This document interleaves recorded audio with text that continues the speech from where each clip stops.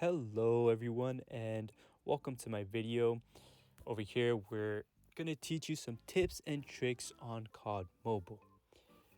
This is mainly just for S&D players, so make sure that you stay tuned if you play S&D, and I hope you guys really enjoy this video. So let's start off with what most people are gonna ask, your settings.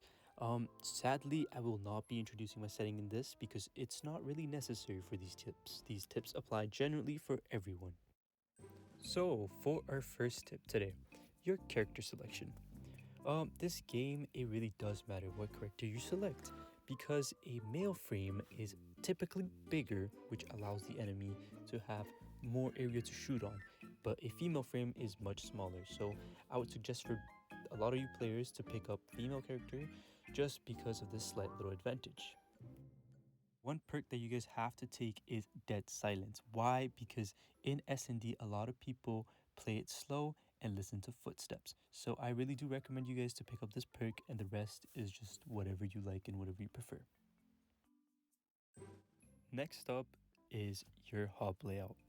Now for this is just whatever you guys like, right? If you play with 2 fingers, 3 fingers, 4 fingers, more than 4 fingers, it is depending on whatever you like. These tips, again, they will be for everyone, right? It is mostly just about the game concept, and how you should play. So please pick a hub that suits you, that you like, and that you prefer. And this is mine. You can copy if you want. This is a 3-finger layout, but you can play with whatever you prefer. But just make sure that it is comfortable enough and that you have had enough game with this layout that you feel like you can play better, but it's just the game concept and a few tips and tricks that you're lacking. Okay, let's move on to our first tip, and that is tracking and pretty much your trigger finger and how you should aim and control it. Now, in this clip we're about to analyze, you get to see how I play. So starting off, I see the enemy and he sees me. So why do I not shoot initially? Because I cannot put my cursor on him. So what happened is that I take my time, and then right when I see him, I line my shot. Why is this important?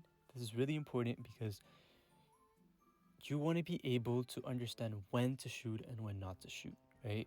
So in that position, if I've already shot 2 times, guess what? I would have been in the reloading animation, or I would have been panicking because I just missed 2 shots. But I kept calm, kept tracking him, and then made sure right when my crosses lined in, I shoot him.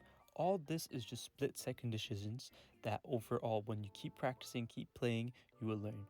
But again, a reminder, do not shoot right when you see the enemy. Shoot when you feel and when you are positive that you will land the kill and your bullet will land.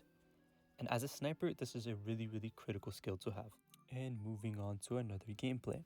So this tip, I feel like, is really important for people to learn as snipers, how to play aggressive and how to play passive. So basically, when to know what mode you should play. So as we see this game go through, we can see that it's a 5v5 and these guys are all paired up and I'm not. What you want to do when you start off an S&D game is really play it slow. Make sure that you are not going any faster and play it slow, because there will be a time where you will be able to play aggressive with your sniper. So right now, as you can see, I'm trying to hold the zone, hold every single corner I can.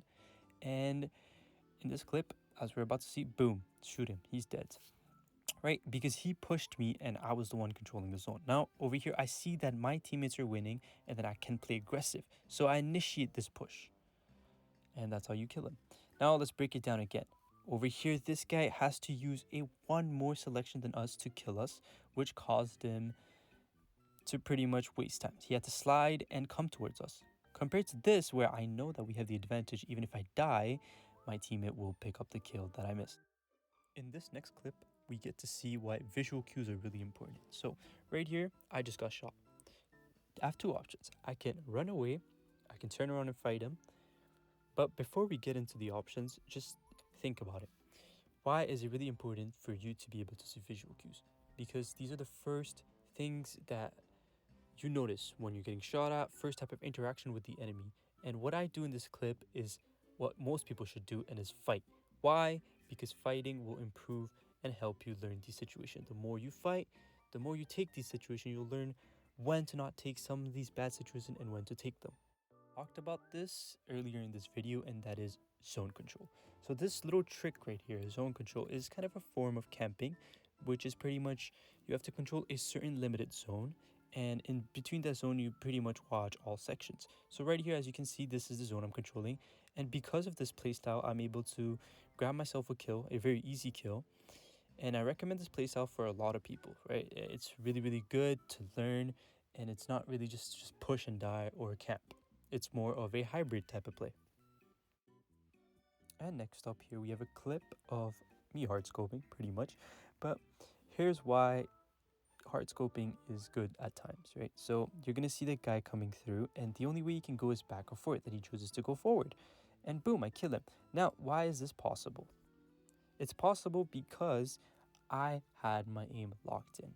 Now, obviously, a lot of people hate the fact that snipers hard scope, but that is a part of the game and is made to be used. And a lot of pro players do hard scope and they do use this technique. So, in my opinion, yes, it's good to hard scope. Would I have won this fight if I didn't scope in, pre-scope him? No. Did I win this fight because I pre-scoped? Yes, right? So even if he went backwards, I would have got him. Even if he went forward, I would have got him. How to use objects and obstacles in your favor. So in this clip, we're about to see how I use these objects around me to take cover and to lure the enemy in a much more favorable position for me to kill him. So right here, I see him, he sees me, and then look, I go backwards because I'm trying to take cover behind this pole, which is covering half my body. And because of this, he is forced to come towards me. He's not forced, but most people do end up rushing towards you. He's wide open while I'm half covered. That is a very key tip for you guys to understand, that cover and using cover is very important in this game. Not always rushing is not always the key, right? Again, learn when to rush and when not to rush. Let's learn about angles. So right here, as you can tell, there's an enemy coming and I'm scoped. Now, most people, what they would do is stay here and wait till he fully shows and shoot at him. But again, the enemy will be anticipating the same thing as you. So when he peeks around the corner, he will shoot. So what I've done is that you gotta really understand how to peek corners. So I see him, but he didn't see me. And now I know that he's still at the same angle, but I go from a different angle and I pop him. So again, make sure that you know which angle to come from and when to shoot. And for our last tip and tricks, we have jump shots / drop shots. Why should you use them? Why are they important? So pretty much jump shot and drop shot give you an advantage, right? So while you're shooting, you get to go down or jump up, and that makes it harder for the enemy to track you, right? And so that will pretty much enable you to move around while you're getting shot in a way. And for the enemy, it will make it harder for him to shoot at you because he has to track you while you go up or down. And as you see in this clip, I pick up someone's gun, aim every corner, and make sure that you peek every corner, pre-aim every single corner. It is really important. So now, right here, I see him, he sees me. Now, he has cover and I do not have cover.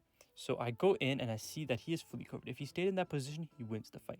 But this guy moves up. What I've done is I decided to drop shot. I could have jump shot, but because he moved in towards me, I decided to drop shot.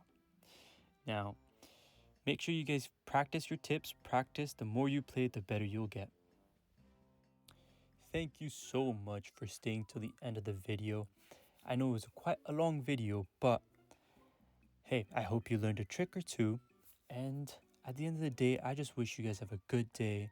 So if you liked it, please feel free to like, feel free to subscribe, and for more future ideas, please drop it in the comments.